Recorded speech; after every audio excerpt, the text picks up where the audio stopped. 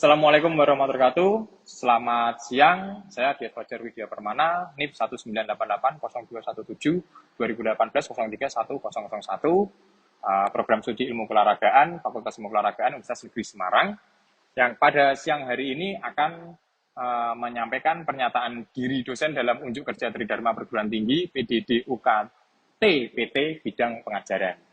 Nah, pada siang hari ini saya akan menyampaikan tentang pernyataan diri dosen dalam unjuk kerja Tridharma Perguruan Tinggi dengan mata kuliah olahraga usia lanjut yang dilaksanakan oleh semester 4 lama 2 SKS dengan kode mata kuliah 20J00433. Tujuan dari mata kuliah olahraga usia lanjut ini adalah membekali mahasiswa untuk mengenali berbagai penyakit pada lansia serta olahraga untuk lansia. Begitu juga mahasiswa memahami tujuan dan manfaat dan olahraga untuk lansia.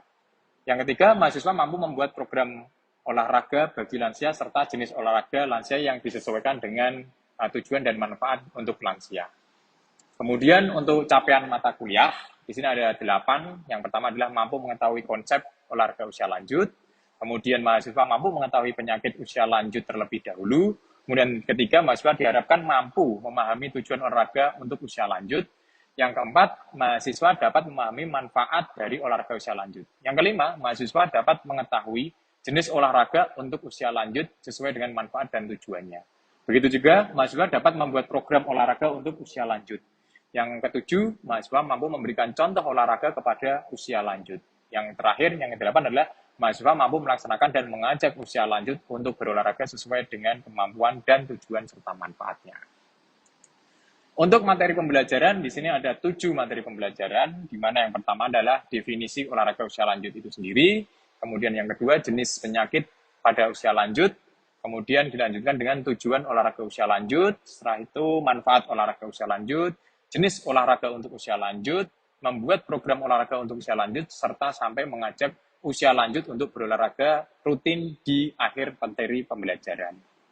Kemudian sistem pembelajaran ini menggunakan model pembelajaran yang dilakukan berbasis pada flipped classroom, di mana perkuliahan ini menggunakan 2 model, yaitu asinkronus dan sinkronus. Di mana asinkronus ini adalah menggunakan materi melalui LMS, penyampaian materinya menggunakan LMS, atau kalau di UNES ini menggunakan Elena sebagai LMS-nya. Kemudian yang kedua adalah secara sinkronus, di mana materi secara daring dan luring, di mana ketika melaksanakan perkuliahan daring menggunakan Google Meet atau menggunakan Zoom yang sudah diberikan akses kepada Universitas Negeri Semarang sesuai dengan kebutuhan saat perkuliahan. Jika luring, maka dilaksanakan perkuliahan tatap muka di dalam kelas dengan berbagai kondisi yang harus diterapkan. Kemudian, metode yang diterapkan adalah team-based project, atau project diselesaikan secara individu atau kelompok. Jadi, ada 3 metode yang diterapkan. Yang pertama tadi adalah team-based project. Kemudian ada case method, atau berbasis pada problem. Yang ketiga, class discussion, atau diskusi pemecahan masalah. Nah, pada team-based project ini, project diselesaikan secara individu dan kelompok. Jadi, project-project yang diberikan kepada mahasiswa harus diselesaikan secara individu dan kelompok. Kemudian pada case method, atau berbasis pada problem, yaitu mahasiswa diberikan problem untuk diselesaikan secara case method. Nah, itu nanti bisa ditambahkan dengan berdiskusi serta diselesaikan secara individu. Bagaimana dengan class discussion? Metode ini diterapkan untuk pemecahan sebuah masalah. Jadi berdiskusi untuk memecahkan masalah, di mana masalah itu yang berkembang di masyarakat diselesaikan secara berdiskusi oleh mahasiswa. Dalam penilaian pembelajaran, proyek observasi usia lanjut, kemudian tugas terstruktur, kemudian kuis secara LMS, dan penilaian formatif secara dengan UTS dan UAS. Nah, penilaian pembelajaran di sini ada 4 posisi, yaitu posisi yang pertama adalah menggunakan proyek atau observasi usia lanjut. Mahasiswa harus melaksanakan observasi usia lanjut, di mana di situ akan menjadi proyek mereka masing-masing secara individu dan kelompok.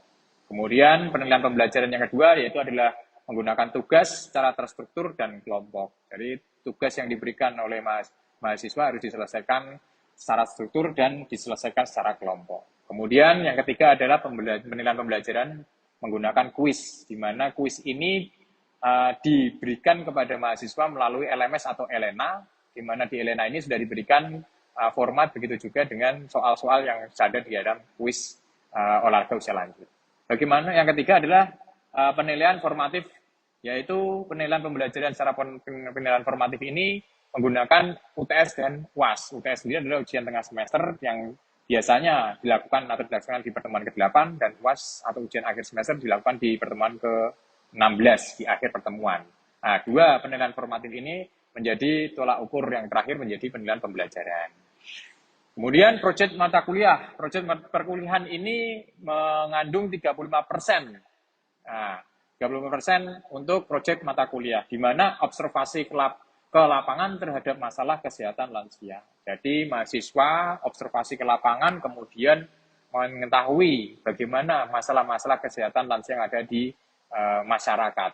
Kemudian setelah melakukan observasi, mahasiswa harus melakukan wawancara terhadap lansia untuk mengetahui bagaimana kesehatan lansia dan kehidupan sehari-hari, pola hidup lansia ini apakah sudah sesuai dengan manfaat dan tujuan dari apa yang menjadi program olahraga usia lanjut. Kemudian yang ketiga adalah membuat laporan dan berdiskusi hasil observasi. Setelah melaksanakan observasi kemudian melakukan wawancara, maka mahasiswa di sini harus membuat laporan dan berdiskusi hasil observasi tersebut yang nantinya akan disampaikan secara presentasi di depan mahasiswa dan pengajar. Nah, di sini di proyek mata kuliah yang terakhir adalah laporan ini harus berbentuk tertulis dan bisa disampaikan kepada mahasiswa yang lainnya dengan mempresentasikan. Tugas individu, mahasiswa membuat resume artikel dengan beberapa ketentuan. Pemilihan jurnal untuk yang diresum, kemudian resume dibuat dengan ringkasan beserta metode. Tugas individu ini adalah mahasiswa disarankan dan wajib membuat resume artikel dengan beberapa ketentuan yang sudah dipersiapkan oleh dosen pengajar. Salah satunya adalah artikel yang dibuat atau artikel yang harus diresum adalah memiliki ketentuan yang harus disesuaikan dengan nilai-nilai dari tugas individu. Kemudian yang kedua adalah pemilihan dari jurnal. Jurnal ini harus berbasis internasional atau nasional yang sudah bisa dipertanggungjawabkan untuk diresume. Kemudian yang ketiga adalah resume dibuat dengan ringkasan beserta metodenya, di mana resume ini tidak hanya dibuat secara resume, tapi ada ringkasan yang sudah ada metodenya. Apakah metodenya digunakan untuk menyelesaikan sebuah resume untuk sebuah ringkasan. Kemudian, tugas kelompok, mahasiswa merancang program olahraga untuk lansia dan mempresentasikan dengan ketentuan sebagai berikut. Mahasiswa menganalisis kebutuhan olahraga bagi lansia. Aspek yang dirancang untuk program olahraga bagi lansia terdiri dari jenis olahraga lansia, kondisi lansia sesuai dengan olahraga, dan kemudian tujuan dan manfaat olahraga bagi lansia. Nah, tugas kelompok ini diberikan kepada mahasiswa untuk merancang program olahraga untuk lansia. Jadi, program olahraga untuk lansia ini nantinya dibuat oleh mahasiswa dan kemudian dipresentasikan di depan mahasiswa serta di depan dosen untuk mengetahui bagaimana program olahraga yang tepat untuk lansia. Dibagi menjadi dua, yaitu yang pertama adalah mahasiswa menganalisis kebutuhan olahraga bagi lansia. Apakah yang dibutuhkan oleh lansia, olahraganya disesuaikan dengan pola hidup dan bagaimana kesehatan lansia tersebut. Yang keduanya adalah aspek yang dirancang untuk program olahraga bagi lansia tersebut. Jadi aspek apa saja yang dirancang untuk program olahraga bagi lansia. Di sini aspeknya ada pemilihan jenis olahraga lansia, terus kemudian melihat kondisi lansia sesuai dengan yang nanti akan diberikan olahraganya atau pemilihan olahraganya. Yang ketiga adalah tujuan dan manfaat olahraga bagi lansia harus sesuai dengan aspek-aspek yang tadi melengkapi atau backup semua aspek yang harus dirancang. Nah, itulah yang bisa saya sampaikan untuk pada siang hari ini, dari mulai pertama hingga akhir. Saya akhiri. Wassalamualaikum warahmatullahi wabarakatuh. Oke, assalamualaikum warahmatullahi wabarakatuh. Pada siang hari ini kita akan melanjutkan perkuliahan tentang olahraga usia lanjut. Tapi sebelum kita masuk ke materi pada siang hari ini, akan terlebih baiknya adalah untuk berdoa sesuai dengan keyakinan masing-masing. Berdoa dipersilahkan.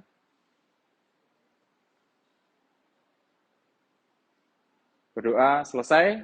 Nah, masih semangat ya di bulan puasa ini?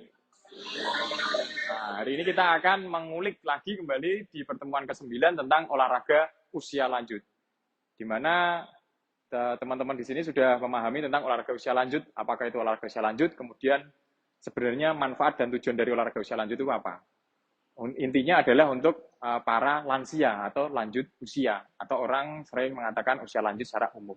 Nah, di olahraga usia lanjut ini pastinya banyak yang harus kita pelajari dan dalami di pertemuan ke-9 ini. Anda sebagai mahasiswa yang sudah menginjak di semester 4, sekiranya Anda sudah akan paham tentang bagaimana cara untuk lansia ini berolahraga sesuai dengan kebutuhannya. Apakah kebutuhannya ini sesuai dengan apa yang mereka harapkan atau tidak? Makanya pada siang hari ini kita akan mengulik tentang olahraga usia lanjut sesuai dengan harapan para lansia. Nah, masuk ke dalam materi yang pertama tadi, yaitu kita akan mencari dulu masalah pada kesehatan lansia. Pastinya Anda akan menemukannya di kehidupan sehari-hari kan. Kemudian kalau teman-teman mahasiswa ini di rumah ada salah satu atau salah dua lansia yang ada di rumahnya, saya yakin pasti akan menemukan masalah pada kesehatan lansia.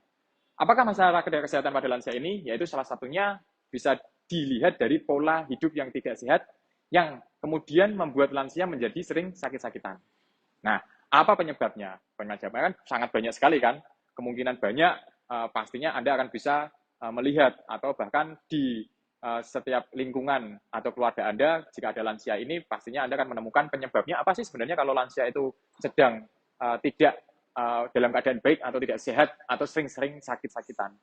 Nah, ternyata masalah pada kesehatan lansia ini adalah di mana mereka, beliau-beliau ini, di usianya mereka, di usia lansianya mereka itu sering melupakan salah satu kegiatan yang harusnya mereka laksanakan, yaitu adalah berolahraga. Nah, olahraga apa sih sebenarnya yang harus dilakukan oleh lansia? Apakah disamakan dengan umumnya atau disamakan dengan yang sering dilakukan oleh kalian? Itu pastinya nantinya akan menjadi pokok bahasan yang sangat di sini Anda butuhkan. Bisa saja nantinya Anda akan menjadi salah satu seseorang yang menjadi instruktur pada senam lansia atau kegiatan olahraga yang lainnya.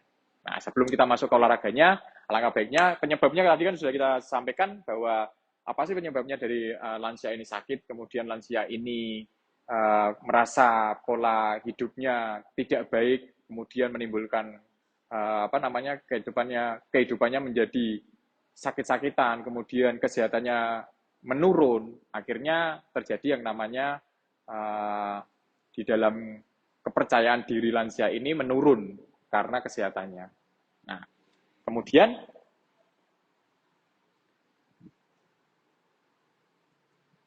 manfaat olahraga untuk lansia. Sebelum kita masuk ke olahraganya adalah manfaatnya. Apa sebenarnya manfaatnya olahraga untuk lansia? Nah, di sini kita lihat salah satunya adalah memperpanjang usia. Ya, angka harapan hidup untuk lansia. Walaupun mereka memiliki angka harapan hidup yang mungkin sudah ditakdirkan, tapi setidaknya mereka harus berproses dan harus senantiasa untuk mempertahankan angka harapan hidup itu. Dalam artian adalah dalam hidup di sisa usianya itu tetap dalam keadaan mandiri atau tidak merugikan banyak orang. Jadi tetap sehat dan bisa melakukan aktivitas yang sama dengan saat dia masih berusia antara 40 sampai 50 tahun. Ya, tuh, manfaatnya adalah memperpanjang usia. Kemudian yang kedua adalah menyehatkan dan memperbaiki daya tahan jantung, otot, dan tulang. Otot lansia harus dilatih, jantungnya pun harus dilatih, kemudian tulangnya pun harus dilatih. Kenapa? Karena setiap beliau-beliau ini melakukan aktivitas kegiatan yang setidaknya kehidupan sehari-hari saja, atau pola hidupnya, seperti mengambil makanan, kemudian mengambil minuman, kemudian berpindah dari satu tempat ke tempat yang lain, yaitu mungkin dari tempat tidur, kemudian ke ruang tamu, kemudian berjalan ke depan, atau sampai dia melakukan aktivitas olahraga, di mana otot jantung, otot itu sendiri, dan tulang harus memiliki daya tahan. Kegunaannya dari daya tahan itu tersebut apa sih sebenarnya untuk lansia? Nah, di sini sangat-sangat berpengaruh terhadap lansia untuk bisa hidup secara mandiri. Untuk hidup bisa secara mandiri itu apa? Salah satunya adalah mereka harus mampu untuk melakukan kegiatan atau olahraga yang setidaknya membuat jantung, otot, dan tulangnya tetap dalam keadaan kuat. Daya tahannya tetap berada dalam keadaan yang sesuai dengan harapan lansia. Yang ketiga, membuat lansia lebih mandiri. Nah, di sini lansia yang mandiri adalah bagaimana? Lansia yang mandiri adalah itu salah satunya mungkin dari kamar mandi, kemudian atau dari tempat tidur ke kamar mandi itu mereka tidak membutuhkan bantuan yang terlalu apa ya namanya ya, terlalu harus dibantu. Tapi mereka memiliki inisiatif atau keinginan yang melakukan sendiri. Untuk apa? Untuk menjaga keseimbangan lansia. Nah, ini membuat lansia lebih mandiri. Makan ngambil sendiri, kemudian menonton TV atau aktivitas yang lainnya sendiri. Karena kalau dibandingkan di Indonesia, banyak lansia yang terlihat di negara ini adalah lansia yang mandiri. Mandiri itu bagaimana? Katakanlah melakukan olahraga renang, bersepeda, jalan santai, dan lain-lain, mereka masih dengan sehatnya. Bahkan terlihat bugar dari usia-usia yang muda. Terus kemudian mencegah obesitas, mengurangi kecemasan, dan depresi. Obesitas sendiri adalah berat badan atau tubuh mereka menjadi lebih gemuk dari yang harusnya tidak porsinya. Itu harus dijaga. Karena apa? Tulangnya sudah mulai masuk ke osteoporosis atau tidak kuat lagi untuk menahan beban tubuhnya. Maka obesitas ini harus ditahan atau dikurangi. Bagaimana cara untuk mencegah obesitas ini? Dengan cara berolahraga. Apakah olahraganya? Nanti kita akan bahas di belakangnya. Mengurangi kecemasan. Nah, kenapa lansia itu sering cemas? Karena selalu berpikiran bahwa kesehatannya menurun, kemudian teman-temannya sudah mulai banyak yang tidak hadir mungkin di pertemuan, atau sudah jarang ketemu, akhirnya mereka cemas. Kecemasan inilah menjadi mereka depresi, kemudian kesehatannya akan terganggu. Bagaimana untuk mengurangi itu? Salah satunya ada di jawabannya adalah di berolahraga. Di sini ada tulisannya olahraga. Apakah olahraga itu? Mengolah raga, mengolah jiwa, sampai dengan mengolah rasa dan yang lainnya. Tapi pada saat ini kita akan membahas tentang olahraganya, mengolah raga. Lansia sangat harus diwajibkan dan kebutuhan untuk olahraganya harus lebih banyak dan sesuai dengan harapan dari lansia tersebut. Untuk yang terakhir, memperoleh kepercayaan diri yang lebih tinggi. Makanya banyak lansia yang ketika Anda lihat di pemukiman pedesaan dan perkotaan yang mungkin menurut Anda adalah lansia ini sangat ekspresif atau mengeluarkan sesuatu hal yang mungkin Anda merasa sudah tidak zamannya. Serang lansia seperti itu, menyanyi sendiri, berjoget sendiri, kemudian ketika ketemu dengan dirimu selalu menanyakan sesuatu hal yang mungkin di luar harapan Anda pertanyaan itu. Katakanlah, halo, apa kabar? Dengan menggunakan bahasa Inggris. Kadang kan Anda tidak mau merespon itu kan, tapi untuk dirinya itu kepercayaan diri yang sangat tinggi. Kepercayaan diri yang sangat tinggi apa? Beliau bisa mampu untuk melakukan hal itu. Kepercayaan dirinya tinggi. Padahal usianya sudah katakanlah 60-70 tahun. Sehingga mereka mampu untuk mengatakan yang bisa Anda katakan. Berbahasa mungkin dengan bahasa Belanda atau bahasa yang lainnya atau bahasa gaul. Harusnya yang harus Anda lakukan adalah ketika Anda ketemu dengan itu, Anda harus menyambutnya dengan baik.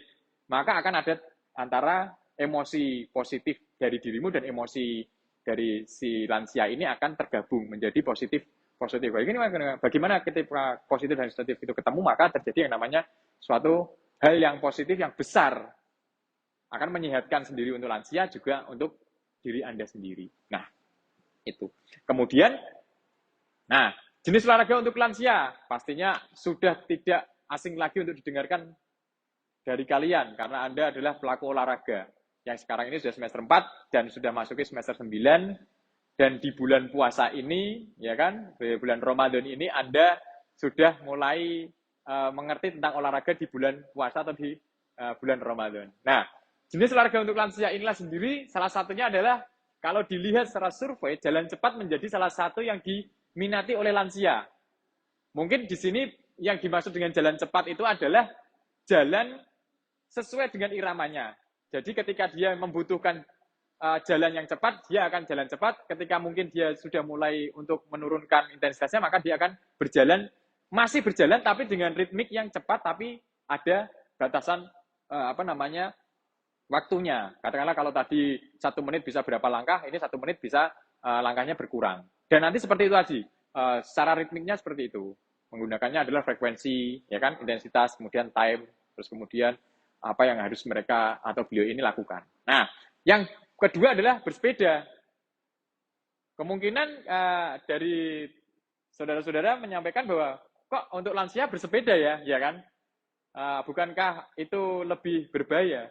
Tapi kenyataannya memang bersepeda itu adalah survei yang paling bagus untuk lansia. Ya harapannya teman-teman di sini adalah namanya bersepeda untuk lansia itu tidak yang naik atau klaim atau yang kemudian di balapan sepeda, tidak, tapi bersepeda secara umumnya itu. Terus yang ketiga, ternyata berenang. Apakah lansia itu berenang? Kalau Anda lihat di tempat-tempat kolam renang yang ada di mungkin di Jawa Tengah ini ya, atau di tempat-tempat yang Anda pernah tempati untuk berenang, lansia itu ternyata banyak yang berenang. Bagaimana cara berenangnya lansia? Nah, pernah suatu ketika Pak Dias melihat berenangnya seorang lansia itu ternyata berputar ya. Tidak zigzag atau seperti kalian yang cepet-cepetan itu, cepat-cepat itu enggak. Tapi beliau itu berputar. Apakah pelan-pelan? Pelan tapi lama. Katakanlah kamu bisa berenang bolak-balik hanya 4 ya. Beliau ini bisa sampai 5 sampai 6 kali, tapi pelan. Ritmenya pelan. Jadi seperti berenang pelan, pelan, pelan, tapi berputar 6 putaran itu. Untuk apa? Untuk tadi kembali manfaatnya adalah menjaga otot jantung yang mereka punya, beserta dengan tulangnya. Berenang sudah kena semua kan? Sistem pernafasan, jantung, tulang, dan semua bagian tubuhnya pasti akan bergerak di tempat berenang. Nah, bentuk peregangan. Nah, survei menyatakan bahwa bentuk peregangan adalah salah satu yang diminati untuk berolahraga bagi lansia. Bagaimana sih peregangan untuk lansia ini? Nah, peregangannya akan banyak. Jadi kalau Anda melakukan peregangan ketika waktu mau kuliah, ya kan? Itu kan peregangan yang inti. Kemudian intinya maksudnya ketika kamu akan bermain sepak bola atau bermain voli atau bermain basket, itu kan inti dari peregangan kan berbeda-beda. Lebih difokuskan di mana kan? Tapi untuk peregangan lansia ini berbeda. Berbedanya apa? Mereka melakukan peregangan itu hanya untuk apa? Salah satunya adalah biar terjadi adanya tarikan otot atau refleks untuk otot sehingga mereka tidak kaku.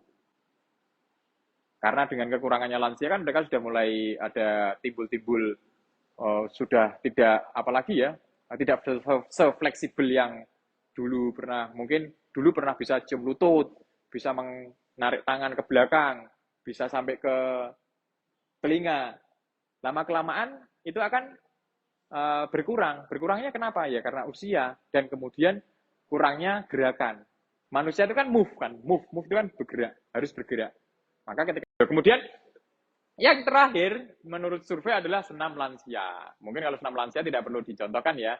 Anda kalau pergi di minggu pagi saat liburan dari rumah, sekali-kalilah kalau punya sepeda bersepeda atau berjalan kaki tanpa naik motor, sesampainya nanti kalau capek sepedanya titipkan ke siapa, Anda pulang naik angkot dan lain-lain atau jalan tanpa tujuan, nanti kalau capek pulangnya bawa makanan dari pasar untuk dimakan di rumah. Di sepanjang jalan itu semuanya ada senam. Lansia pun bisa memilih. Mau ritme yang tinggi, mau yang ritme yang biasa, mau ritme yang sangat tinggi atau yang bagaimana melihat kondisi dari lansia tersebut. Ya kan? Apalagi kalau sekarang ini yang paling masih menjadi trennya adalah CFD kan, Car Free Day di tempat-tempat daerah masing-masing kan ada semuanya itu. Nah, itu lansia itu kebanyakan ada di situ semua. Itu untuk lansia yang memiliki kemandirian yang tinggi. Bagaimana dengan lansia yang memang benar-benar dia membutuhkan senam? Nah, ada namanya senam lansia. Bagaimana sih sebenarnya senam lansia ini berjalan? Senam lansia ini berjalan adalah ketika senam ini bertujuan untuk apa? Untuk para penyandang penyakit jantung atau bukan pra. Kalau pra ada sendiri. Jadi setelah pasca operasi jantung dan lain-lain. Maka ada senamnya sendiri, namanya senam jantung sehat. Senam jantung sehat atau senam untuk lansia atau yang disingkat dengan SSI atau senam jantung sehat SJS dan contoh yang lainnya banyak. Nah, kemudian penugasan kelompok kelas yaitu diskusi kelompok yang buatlah satu kelompok 4 sampai 5 orang. Nah, buatlah jadwal olahraga untuk lanjut usia selama 1 minggu. Kita rubah di sini nih. Nah, diskusi di sini tuh, apakah ada dari kalian yang berani untuk dalam 1 minggu memberikan bentuk jadwal untuk lansia Begitu juga dengan bentuk olahraganya, yang kemudian olahraga itu akan menjadi salah satu hal yang nantinya akan Anda buat. Nah, di sini tidak perlu untuk membuat sebuah kelompok. Saya ingin menyampaikan pada saudara dari teman-teman ini, siapakah yang bisa untuk membuat sebuah jadwal olahraga untuk lanjut usia selama 1 minggu? Nah, silahkan, ada yang berani sesuai dengan apa, sesuai dengan pengalaman Anda di lapangan. Silahkan, ada yang bisa untuk tunjuk jari? Monggo, silahkan. Yang pertama, sesuai dengan pengalaman dan kemampuan teman-teman yang ada di lapangan. Pastinya saya yakin Anda mampu untuk menyampaikan hal tersebut karena sudah terbiasa ada di lapangan. Sudah semester 4, saya yakin pastinya bisa membuat sebuah jadwal yang untuk lansia. Tadi contoh-contoh olahraga sudah ada. Silakan, ada yang mau tunjuk jari? Oke, dengan Mas siapa? Nanim? Belakang 102. Mas Daniel ya? Silakan, Mas Daniel. Atau mau maju di depan sini, Mas Daniel? Oh, boleh. Oke, Mas Daniel, silakan. Ya mungkin dari pengalaman saya tuh seminggu saya 3 kali, Pak. Ya. Di sini tuh saya ngajak nenek saya tuh jalan-jalan Ya. keliling rumahan atau Ya. lihat tangga, menyapa pagi-pagi, terusnya di hari Rabu kita bisa bersepeda bareng, bagian juga begitu keliling sambil lihat lingkungan sekitar. Terus di hari Sabtu karena itu weekend dan hari libur banyak yang libur juga yang kerja, banyak jadi ada kegiatan senam. Jadi kita ikut senam bareng itu biar nambah kegiatan juga buat pola hidup yang bagus buat saya. Oke, berarti selama 1 minggu itu Mas Daniel sama neneknya ya? Neneknya itu berarti melakukan kegiatan olahraga 3 kali. Ya. 3 kali di hari Senin, Rabu, dan Sabtu dengan estimasi waktu istirahat 1 hari. Oke, itu yang dari Mas Daniel jadi menyampaikan bahwa punya nenek yang kemudian sering mengajaknya olahraga. Yang sering mengajak olahraga neneknya atau Mas Daniel? Ada saya. Oke, jadi terjadi yang namanya kolaborasi yang bagus ya. Kolaborasi yang bagus yang membuat saling semangat kan? Dan itu harus dilakukan secara bertahap karena tidak mudah untuk mengetahui apakah hal-hal yang harus disesuaikan antara orang tua atau nenek terhadap berarti maksudnya cucu. Ya, cucu. Oke, terima kasih untuk Mas Daniel. Hari ini saya ingin apakah ada pertanyaan seputar dari awal dari akhir materi hari ini. Silakan. Salah satu untuk bisa bertanya. Oke, ada 2. Oke, silakan. Mas siapa dengan Mas siapa? Mas Alfiano. Silakan, Mas Alfiano. Ya. Betul. Betul.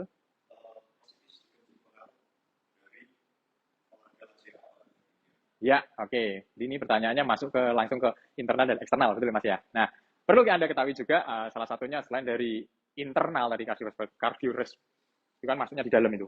Ya kan ada sistem jantung, sistem otot, sistem pernafasan, kardiorespiratory, itu adalah salah satunya dari internal. Bagaimana dengan eksternal adalah salah satunya adalah psikologi. Dimana tadi adalah secara mental psikis itu perlu tidak sih sebenarnya lansia? Ya. Untuk menjadi lansia yang mandiri salah satunya adalah dia harus memiliki psikologi yang baik. Bagaimana untuk menambahkan psikis atau psikologi lansia yang baik itu? Lingkunganlah yang bisa berbicara. Bagaimana seorang nenek atau kakek bisa sehat ketika di dalam satu keluarga yang mungkin, katakanlah di situ, banyak kalimat-kalimat yang tidak harus didengarkan. Atau kalimat-kalimat yang membuat beliau itu tidak merasa nyaman, justru malah berpikiran secara tidak sesuai dengan harapannya. Walaupun melakukan kegiatan olahraga, tapi kalau mental atau kesegaran jasmaninya atau secara psikisnya itu terkena, saya yakin olahraganya itu tidak akan bisa, bisa membackup atau bermanfaat sesuai dengan tujuannya. Makanya ditanyakan sama Mas, ya kan?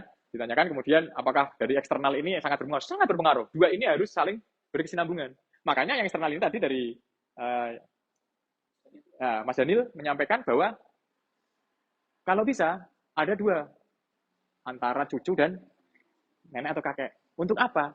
Support system secara eksternal dan internal. Yang satunya nanti kan pasti nenek kakek, wah sudahlah sampai sini capek. Belum, kita di sana ada minuman yang enak. Padahal Mas Daniel ini menyampaikannya belum tentu di sana ada minuman enak kan. Tapi pastinya sampai di sana pasti akan ada minuman yang bisa diminum kan. Nah, itulah support system. Masuknya ke psikis dan psikologi. Gitu ya, Mas Daniel. Cukup? Jadi salah satu. Itu dari pesan kata-kata saya tadi yang terakhir, tetap jaga kekompakan, semangat kalian. Akhir kata, Assalamualaikum warahmatullahi wabarakatuh.